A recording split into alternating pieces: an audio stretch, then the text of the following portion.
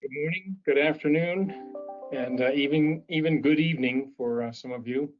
I'm your host for today's webinar, Mark O'Brien. I'm a director at CM First Group. We've got a lot of stuff to go through, a lot of new information to share with you, and I think first we'll pop up a poll question for you,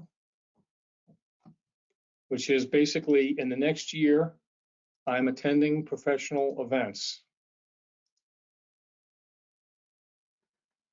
So it's pretty well split. Some people are looking at in person, 38%, and then 29 virtually, and a third of you, no. Just working. I guess you're already too smart for any more webinars. So in that event, I'm going to introduce today's presentation team for you, the webinar speakers. First, Roger Griffith, whom you know, our president of our user group. And then me as kind of the MC moderator. And then Russell Berkeley, a season 2E person who's done some really good technical talks. And then introducing Lily Taharudin, and she's going to also provide a technical talk about the queue function. And I want to introduce a new face to you.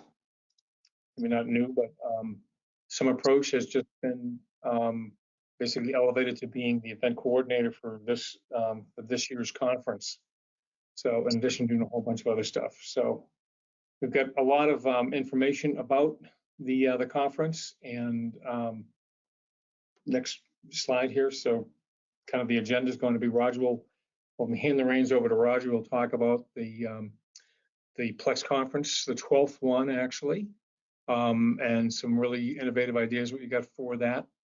And then Lily will talk about implementing a web-based Rich Text Editor, followed by Russell talking about the Q command, and then we'll go into Q&A. So, and some housekeeping. Remember to just type in any questions that you have when looking at the, especially with our whether it's conference related or tech talk related, and we'll gather those up and answer as many of them as we can within the time period.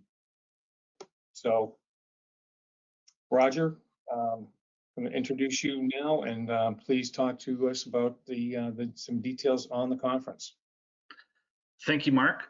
We're really excited about where we're at right now in the planning stage of this conference, especially coming off of a year where we did it virtually. It's really exciting to have the opportunity to be on site and get together and really have a lot of fun. This thing is going to start October 22nd through the 24th, and that's a Friday, Saturday, Sunday, and that is a Formula One race. It's the US Grand Prix, and what we're doing there is we're giving everyone the opportunity to be a part of this event. We've purchased some blocks of tickets, so we're all going to be together. We're going to have a hospitality suite, which is a motorhome, which will be on site at the race, and that's going to serve as our home base, where we're going to have some really good food and drinks and just have a great time. So that's a Friday, Saturday, Sunday, and you're welcome to come for all 3 days or just one day if you want. It's going to be a real hoot. So we would encourage everyone to please register for that. So that is going to be followed by our conference, which is October 25th, 26th, and 27th. It's going to be held at Concordia University in Austin, Texas. And pricing on this thing is $399 if you want the combo, which is the Formula One and the conference. I want to note that if you have any guests, the spouse, significant other, whatever, please just purchase the combo ticket, because there's going to be a lot of things that you get with that, including like transportation, you know, the food at the event, stuff like that. So please, if you have anyone else you want to bring with you, purchase the combo ticket for them as well. There are a limited number of tickets available. I want to stress that. So if you're planning to attend the Formula One portion of this, you need to get signed up, get your ticket today. So another option is if you want to do conference only, it's $99. That's the early bird discount, And that price is either if you want to do on-site or virtual. We want to really encourage everyone to do on-site if at all possible, but if you can't make it to Austin, please purchase your ticket and join us virtually. Another option you have is you can do the team discount, which is basically buy 3, get 1 free for either the combo ticket or the conference only. So either one of those options, please get signed up today. Okay, so the Formula One race, 3 days of high octane fun. It's the US Grand Prix in Austin, Texas. We will provide free transportation to and from hotels and the racetrack, and that's really huge because that gets you right to the track. You don't have to park, a mile away and walk. They'll get you right to the gate there, and so that's going to be fantastic. As I mentioned, we're going to have a motorhome hospitality center, and that's where all the fun is going to be. Food and beverages, opportunity to spend time with your colleagues and just have a really good time. So the tickets, as I mentioned, they are limited availability. Please, if you want to do the Formula One race, go out there right after this webinar and purchase your tickets. Do not wait, because once they're gone, they're gone. Then your only option is conference only. Okay, so here's just a couple slides of some of the races in the previous years.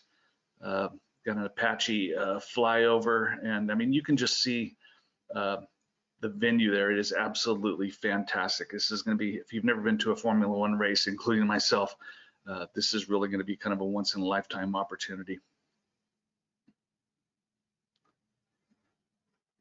Okay. Roger, I might add that the grandstand and bleacher seats are already totally sold out for the event. So we're lucky to get what we have. So take advantage of the ticket blocks. Exactly. So you can see on the top right there, the grassy knoll. I mean, I think probably anywhere you're at on this track is going to really be spectacular, because you're gonna feel the thunder of the engines and smell the methanol, and it's really going to be a blast. The sound, everything. There's really there's going to be nothing like it. It's really going to be a special event.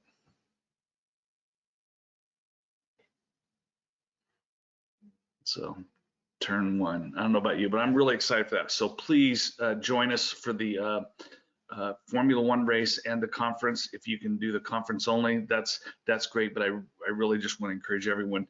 This is going to be a once in a lifetime opportunity to be able to attend this Formula One race as part of the conference opportunity. So back to you, Mark. Great, Roger. I love that hairpin turn at the top of turn 1 there, up the hill and a 270-degree turn. I'm looking for sponsors, as always. I'm in charge of sponsors once again this time, and we have some of the old reliables already lined up, but we're always looking for for new and additional sponsors to this event, and obviously they'll get access to the people that will be in the online as well as in person. So I'll be recruiting for sponsors, and then next I want to tell you a little bit about the venue and some of the other information we've got. So here's the venue, Concordia University. Basically, it's located in a nature preserve 10 miles northwest of downtown Austin. The building actually is an award-winning. The site is an architecturally award-winning site. Schlumberger actually did advanced computing back in 1987 through 2003, and then they basically the work at the campus was concluded, and they disbanded that advanced computing group. So that was this is one of the really cool pinnacles of computing in Austin computing history. In 2005, Concordia took over the venue, and they've expanded it and put in athletic fields and dorms and other things too. So a little more about the next slide, a little more about the venue. And being on a nature reserve, there's lots of trails and self-guided trails and hikes and so forth, and really nice connection, very peaceful location. The setup for the conference will be the same as it has been in other years, where on Monday, the 25th, we'll have our training TUI and Plex training tracks during the day. And then on Tuesday and Wednesday, there'll be Plex TUI and technology tracks in separate breakout rooms. All the sessions will be recorded and zoomed to the remote attendees, simultaneously, as well as with the in-person audience. And then the next slide, we've got information, some preliminary information on hotels. We literally have hotels that are across the street from the campus, the Holiday Inn Express. We have 3 venues that are 1.5 miles to 2 miles away, and then there's a whole cluster of about a dozen to 20 hotel and motels that are 10 to 15 minutes away. We're looking into some discounting. We have not done any block. We're not going to block the rates. Do room blocks or stuff like that for this time, because a lot of you will use other apps. And whether you want to work with a hotel directly or use a travel app to make your reservations, we'll send out an email on general hotel information next week as those negotiations and interactions with our local partners there continue. Okay, and then the last slide is the conference events. We're working on some options.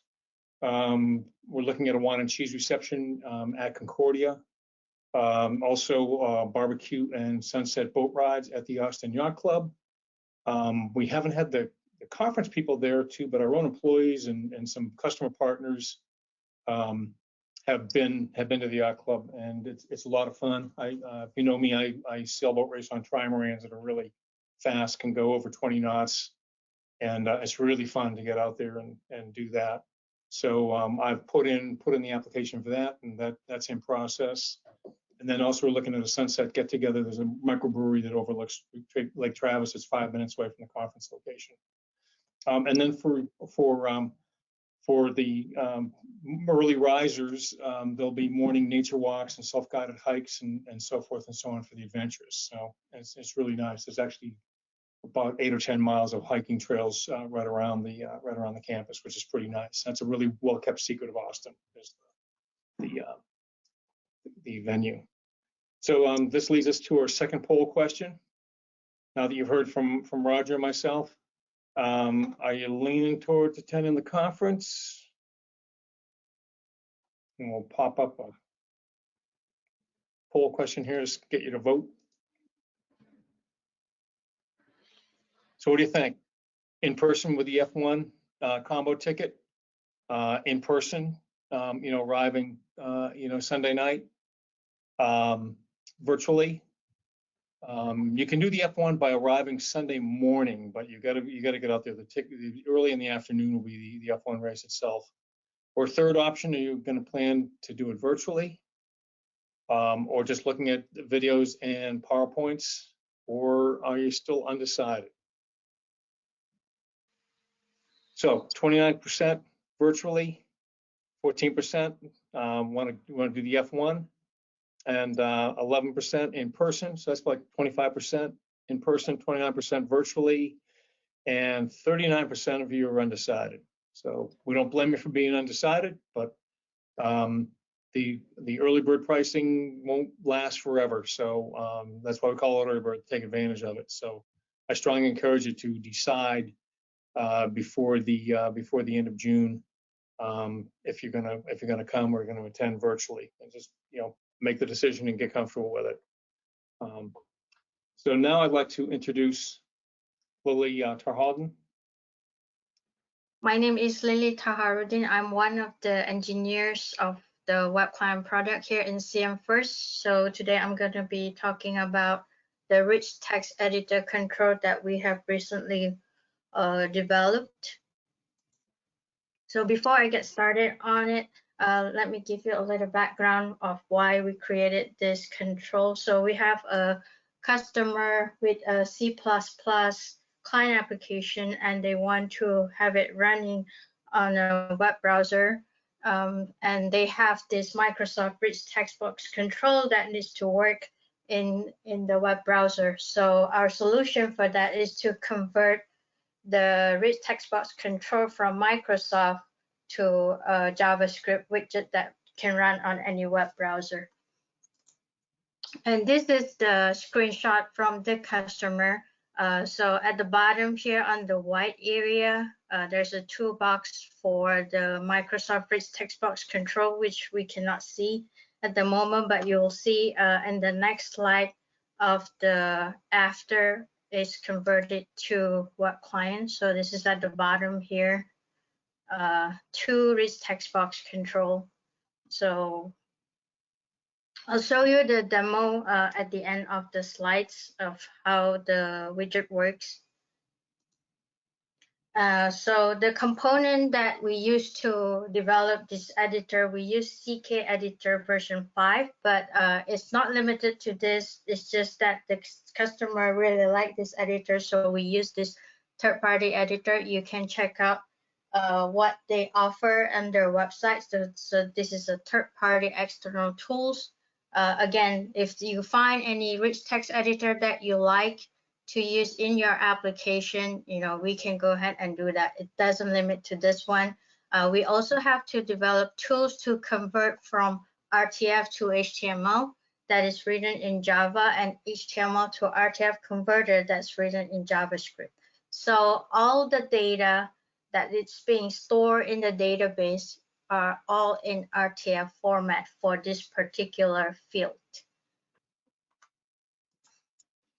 This is just a snippet of the code of our web RTF editor control to make it work in WebClient.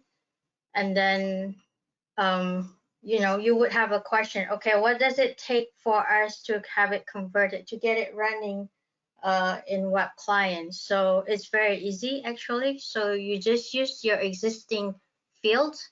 You can just remove the rich text box control from Plex and just replace it with a regular edit field. But you have to make sure that it has a proper field character length. Usually it's pretty big. For our application test case, we set it to around 50,000 for the length, but really it should be pretty big, shouldn't be that short, because it's gonna contain a lot of information in that field. And after you set the edit field in your panel, then you can just set the control name of the edit field to just what we have here in the slides. It's very simple, just do that and it will just work. So, we have, of course, we have to send you the controls and all the jar files and everything, but basically that's the only effort that you have to do. Everything else will just, work just like your C++ client application. Right, let's go ahead to the demo. Can you see the browser at the moment? I assume you can. Okay, all right. So I'm just gonna refresh. All right. So this is something that the public can access if they want to check it out how this works. So at the top area here, this is customizable. This is something that our customer want. They want to be able to undo, redo, set it bold, italic, underline, and bullets and numbering, decrease indent, increase indent, font family, and the last one, font size. But I mean, if you go to their website, they have a long list of, rich text box control that you can add here. But this is just what we want to focus on. So I'm just gonna set something here, just to show you. CA Plex, right? And then I'll just, I don't know, do something different here, make it bigger, right? And then just save. And then if I refresh again, should see the value there. And then for, the redo should work as well. What else? Yeah, the decrease indent it's for now it's still kind of work in progress, but yeah, you can set it you know, based on the toolbar here that we have available, it should work. So for example, something like this, bullets and numbering. So very simple, but of course you can do more. So that's what I have for the demo, and then let's go back to the slides. If you have any question, please put it on the chat. We can answer it later. Any information that you would like to know for this control, please email us on the support@cmfirstgroup.com. And Great. that's all. Great. Well, thank you very much, Lily. That was really insightful. Our next speaker is going to be Russell Berkeley, and talking about the queue function. So, Russell. Perfect. All right. Hi, everyone. Welcome back to another Think Outside the Box presentation by yours truly. I'm hoping a lot of you have seen the presentations that I did in October and a few months back, because some of the tricks that I've done in those presentations will seep through into this one. But if you haven't, you can always download the presentation from the website, I'm sure. So let's get started. I got a lot to cover. So this is me. People know me. I'm just going to the next slide. Just move on. Let's get into the meat. So the queue command, what is it? Do we need it? Do you care about it? Is it life-changing? Let's just get on with the show. So this is how I'm going to set up my presentation, the video. I got my 5250 on the left. I've got some notes on the right. And if you ever want to scan the QR code, that will take you to my Google Drive, where you can download the presentation and the videos. So let's start her off. I prefer to do it with videos because that way I avoid issues with live demos. So part one, let's discuss how we look at raw files, raw physical files. So we all have the display file description, DSP, FD. We can do it through SQL. Okay, select star from file you want. Yep, that looks pretty cool. I can see my results. And then we have at the command line, the run query *n with the physical file. And that allows us to see the whole raw file. And that looks like a pretty good command. But I find, because I'm lazy, I find that this is rather slow. Sorry, I'm going to put the subtitles on because that's something I like to do. So anyway, I'm going to change queue run query *n to just queue with the file name.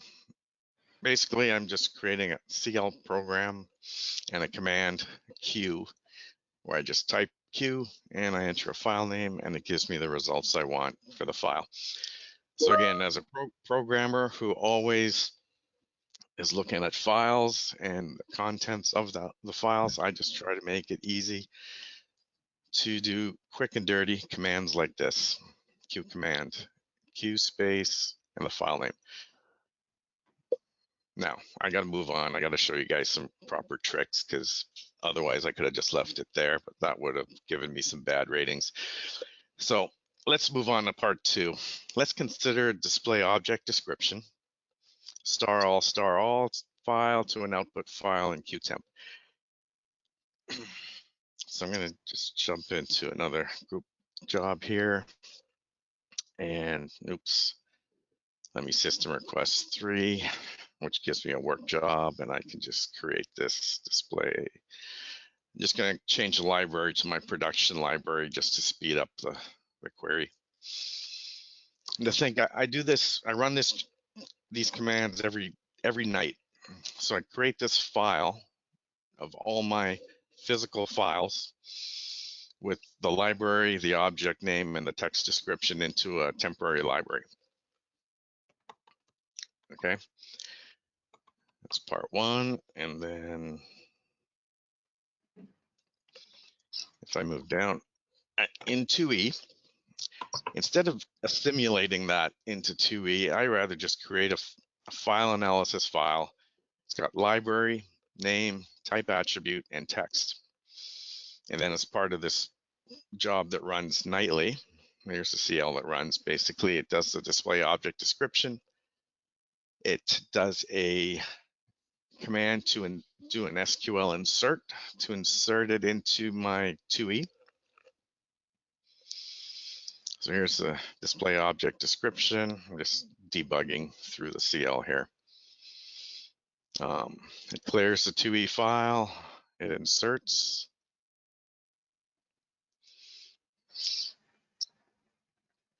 So passively, this is showing you some additional little tricks if you didn't know how to do this sort of stuff with using SQL and CL. And then I can run the Q query on that file, and there it is. There's the 2E file.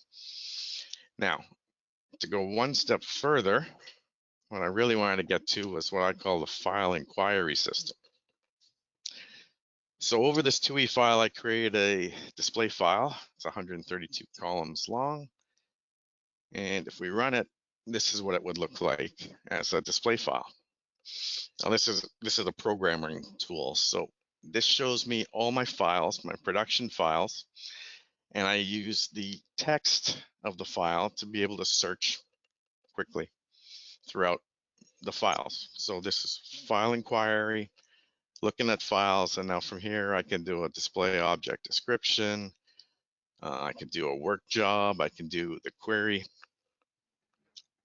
all from this one screen. So I can see what display, what logicals are on the file, all that cool stuff. Let me see. Okay.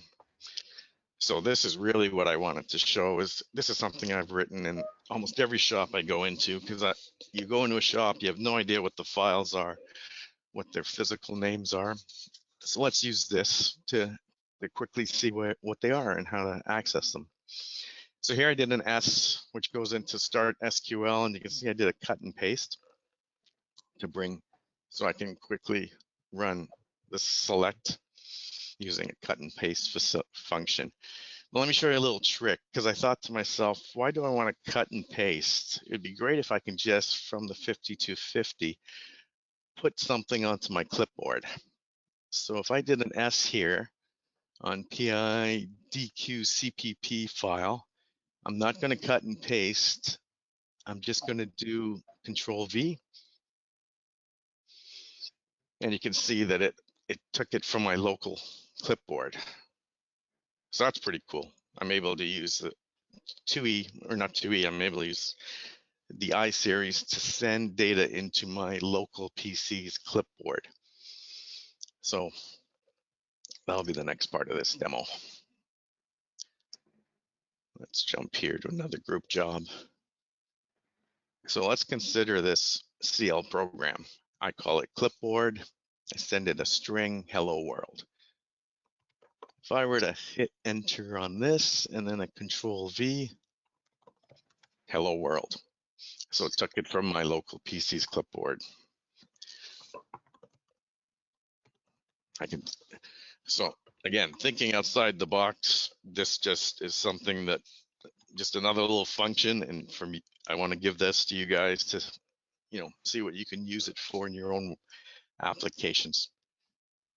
But let's go in and do a look at the CL. It's very simple. I'm using the start PCO command and the start PC command, which is something that I explained in detail in October. So this allows me to invoke a PC command from the 5250. So what I'm going to do is use it to invoke an echo pipe set /p equals, and then put in my string, and then end it with pipe clip. start PC command, and that's how you get it into your clipboard. I'm going to run this in debug and show you. There's the PCO. It builds this command, echo pipe set /p equals my command, pipe clip. By just running that, I get hello world. So I thought that was pretty cool. Wanted to share. So there's my file inquiry. Basically, I have a clipboard function. I have a display file, and then I have an execute user program, which takes care of this top panel. So within the execute user program, basically I pass in the option, and I tell it, and I pass in the file in the library, and I have CL tell me what I need to do. Okay, so those are the various options that I have on my file inquiry system.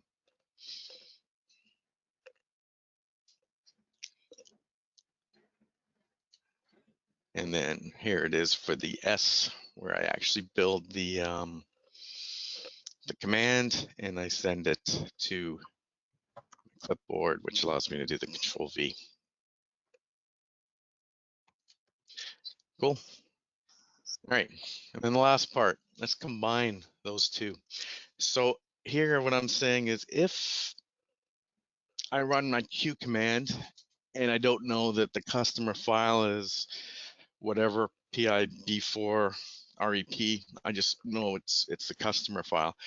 I changed the Q command slightly. I've done this over the years to this command, making modifications, but now I say Q and I type in cust, which doesn't exist. File cust doesn't exist on my system. So but by not having it exist, what the program will do is jump into the file inquiry system, pass the CUST string into my display file, and show me all my customer files. Similarly, all my pins. So these are all the files in production that have pin in the text, and then I can do whatever I need to do there.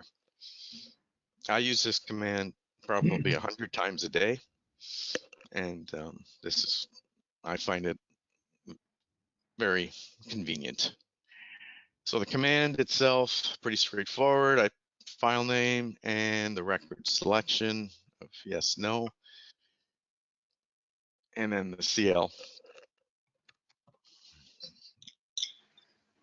CL basically passes those in.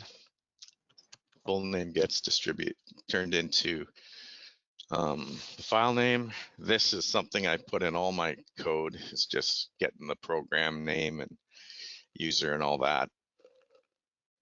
That's just symbolic of Rust. Whenever I write a CL program, I put that in there to just take care of those conditions to retrieve objects. Retrieve job attribute, I mean, sorry. So here I just check to see if the file exists. If it doesn't exist, then I call my program, my inquiry, and I pass in the string. If it does exist, then I just run query with the selection. Then I just finish it off with a retrieve member description of the number, the text, and the number of records, number of deleted, and send a message. So if I were to do this and I come out, you see on the bottom, it just shows you the number of records in that. That is the Q command. I hope you guys can make use not of just this command, but of some of the tricks that I did in that presentation. Just a quick review of that. Q command, retrieve member description, display file. There you go. This is the file inquiry system. I just, again, every night I run a job that just builds this or refreshes it for the day. The PC clipboard, this is how I did it through the PCO command and start PC.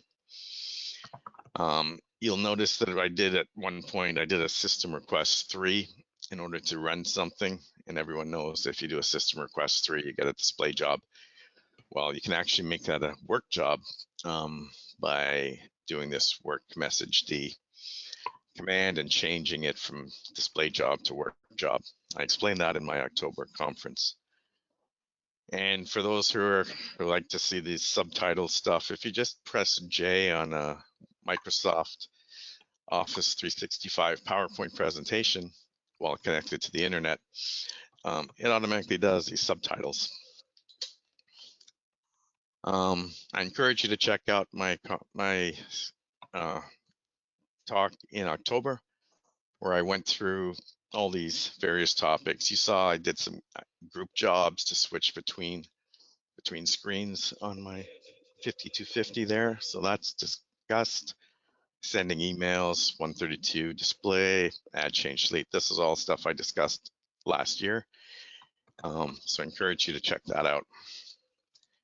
For the 2021 conference, I wanted to send this, I guess I'll send it to CM first, maybe to put into a voting system of things that I thought I could talk about and have you guys vote. Based on your votes, I can prepare some presentations. So one is, I thought I could reprise my 2020 presentation for those who missed it. And then I looked back and I thought I could reprise my 1997 Time Warp presentation.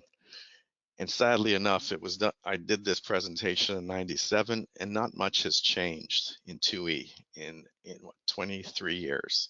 I could still use this presentation to provide some tips and tricks that can be put into the 2E model today.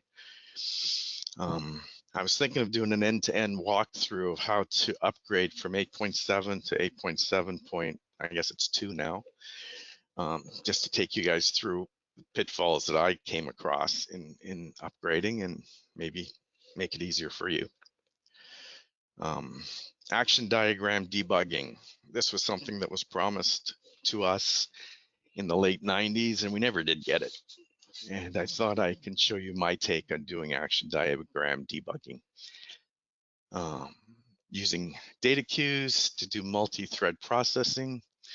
Quick lesson in SQL, both in CL and STR-SQL.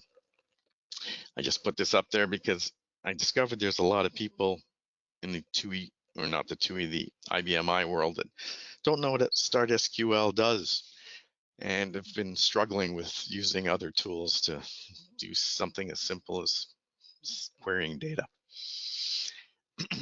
2E templates, I don't think a lot of people do work in that. That's like Obsidian minus infinity, but it's some sort of inheritance in 2E that I can show you. Change object and create object, generating keys, creating auto stamps, display full files. This is kind of like the file inquiry where I do a similar thing with display full files. Spool files. I do a work spool file to an out queue or to an out file. And then I use 2E to display your spool files and allow you to view it, email it, print it, whatever.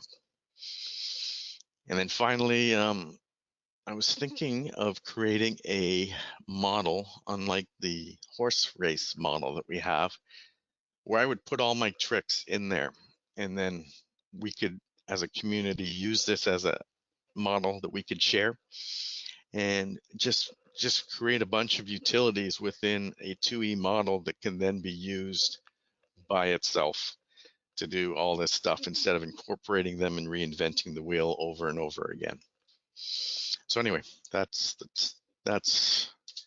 what I Russell, this is just one incredible list, man. You know, and it brings up the point about we need speakers for the conference.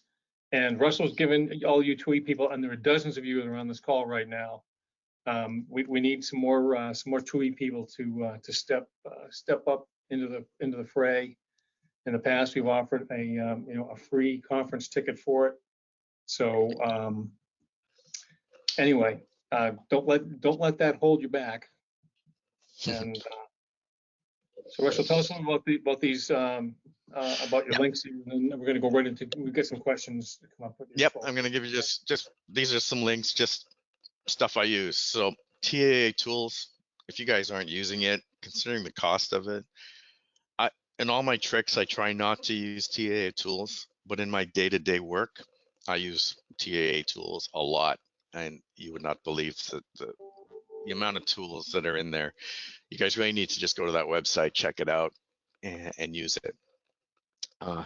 New generation software is a report writing tool. They were at our October conference, and I use them. I've replaced doing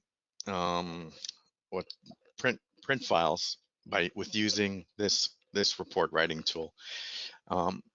So much, I can go on forever on just talking about this, but this is something you guys need to check out as well. Oracle VirtualBox is just a VirtualBox on a PC. It allows me to just use my own personal PC to access my work PC, which has all this virus encryption and basically all sorts of stuff that prevent me from getting onto my work PC. If I use a VirtualBox, I can do all that stuff. So it's really cool for just creating a separate PC on your PC. OBS Studio, that's what I use to do all these videos that I show you. It's a free tool to do video presentations. QC Generator does that QC stuff. HTML Editor is great for creating hot editors or HTML if you don't know how to do it. And then MMail is for sending HTML mail through IBMI. And I did a presentation on that in October as well.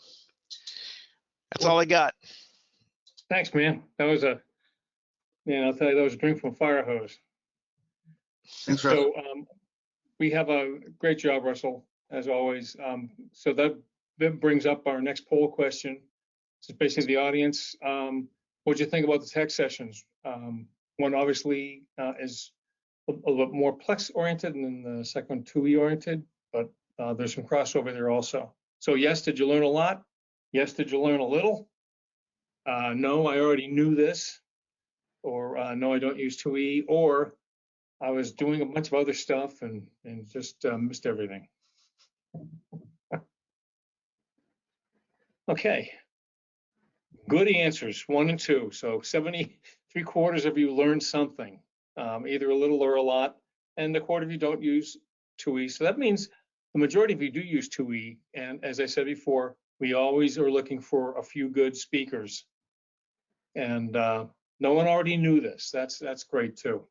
And when a room full of engineers, that's impressive. So anyway, I got a question here for Lily. Is the content of the rich text information stored in the varchar field in the database? Yes, it's in the database. Okay, so that was perceived as being a very slick implementation. Next one here for Roger. Yeah, I want to amplify this a little bit about looking for speakers, Roger. Yes, we're right at that point, that special point in the planning of this where we need to start getting some presentations from the community. And so I would really appreciate if any of you out there who have some, some kind of unique things that you're doing with Plex or 2E would just reach out, go to the website, and you got my email address there. Shoot me an email, just let me know that you would be interested in helping us out as a speaker, either for a full session or maybe a lightning talk. We'll take whatever we can get. So yeah, if you're interested at all, I would really like to hear from you. So they should just send a brief abstract, like 25, 50 words to you, or to Yes. info@plex2e.com. Yes. Okay, great. Also, if I attend the conference, do I need to bring my laptop? Yes, because we're going to do some hands-on sessions, and so bringing your laptop would be advisable. Yes. Okay. And the university has really excellent high speed all around, inside and out the university and the locations that we'll be using for the conference. So good, fast, high quality wireless. Next one for Roger too. Is there a recommended hotel, or we just? Oh, I guess this one's for me. Excuse me. A recommended hotel. We just pick one that best meets our needs. Well, if you like to walk, then I would go with the with the Holiday Inn Express, which is right across the street. We've used that before. And I'll send out information next week about the hotels and if we've been able to get discounts or any other kind of things like that. It's unclear whether the hotels have a van or something else to deliver. In the past we've done that. We've had people who have attended who have a car and stuff. We'll just pick up other people at that hotel and stuff and go, so forth and so on. Next one is also from me. Does Austin have any COVID restrictions at this time? Actually, technically Austin is in what's called stage 2. So we have a limited number of cases. The vaccination rate is higher than it is elsewhere in both in other Texas cities and in the more rural areas. So right now, they're not masks are optional. Just about everybody I know has already been vaccinated, both friends, family, and other people as well too. So, and another one for me, if we attend the Formula One race, we'll be able to go into the pits to see the cars. I don't believe that we don't have pit passes. I was trying to get our RV on the VIP RV area, and which is right literally on the backside of the track. And those slots were $35,000 each, and they're all sold out. So we're on a bluff. We're on some high ground that overlooks kind of turns kind of 2 through 6 on the race, and we also have another a large van, like a 12-person van, church van type thing that we'll be able to get in and out with too. And so that's much easier than we've attended in the past, and it can be a long walk even for the people that have Uber and lifts and stuff like that. The places where they make you drop off are far from the actual track itself. So we're really doing the insiders, taking this an insider's point of view for this to give our valued community the best quality and the best kind of experience as possible. Hey, next one here for Russell. How long did it take you to develop the queue functionality? Oh, I have put that queue command in probably 20 years ago. Just that simple. All I did was change run IQ into the queue command, and I've been using it for years. And then just over the years, I built a file inquiry, and then I added that, and it just keeps evolving over time. So it started as just a simple, because I'm lazy, don't like to type a lot, queue file done, into what it is now. And I'm actually expanding it a little further. I wanted to be able to do a queue upload, and basically it'll go out and upload a file right into Excel from your IBMI. So again, I just get ideas and I just run with it. So thank you, Russell. Lily, along the lines of the Rich Text Editor, we also use an ActiveX control in our C++ app that offers the on-the-fly spell checking, and we're hoping to migrate that someday to WebClient. Is there a Java control that offers on-the-fly spell checking so that we can retain that functionality? We don't have it currently right now, but we can look into it. Okay, so it's in the possible thing, but we haven't done it yet. Yes, that's correct, but it should be possible. It should be possible. Okay, that's a good answer. Hey, last but not least, what if I purchase a $99 ticket now to attend in person, and then I can't attend it in person? So basically, we're going to leave it to you people who can't make up your minds. What we're saying is, spend the $99 now, and then whether you declare being virtual or online, you can decide to travel later. You could also transfer your ticket to someone else. And but basically, I think the first decision is please decide to attend, and then work through the ins and outs of whether you're attending in person or whether you want to do virtual or virtual attendance. Okay. Well, I think that is about it. Are there any other questions came through there on the people? No, I just want to make a comment here, Mark, that we'll do another webinar probably in a month, because we really want to start moving forward with the planning of the conference and getting some content and getting people's ideas on what kind of sessions they want to see. So we'll start kind of holding these webinars probably a little more frequently, just so that we can make sure that all of the content and everything is in place well before the conference, so we're not, kind of scrambling at the last minute to do all that. I'd really like to try and get as much of this in place as soon as possible. Yep, those are wise words, because we know that there's always a bump in registrations after we publish kind of what the sessions are going to be. So the earlier that we can get those sessions out, even if they're subject to change, the better. And I'll be working along with partners to have presentations as well too, which has been a good thing in the past too, as well. So, Mark, the most important link on that slide right there is that one on top, purchase conference tickets, and that's to get your tickets not just for the conference, but for the Formula One race, because I cannot emphasize enough that the availability of those tickets is going to be very limited. And if you're going to go to the Formula One race, I would strongly encourage you to get your tickets purchased today. And that link will do it for you. And also for speaker ideas, go to the conference site. We have back conferences and previous subjects and topics for that as well too. And you can always email Roger directly as a user group president, or just info@plex2e.com. Okay. Great.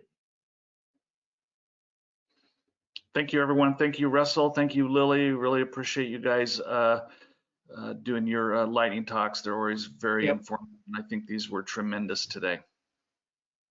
You're welcome.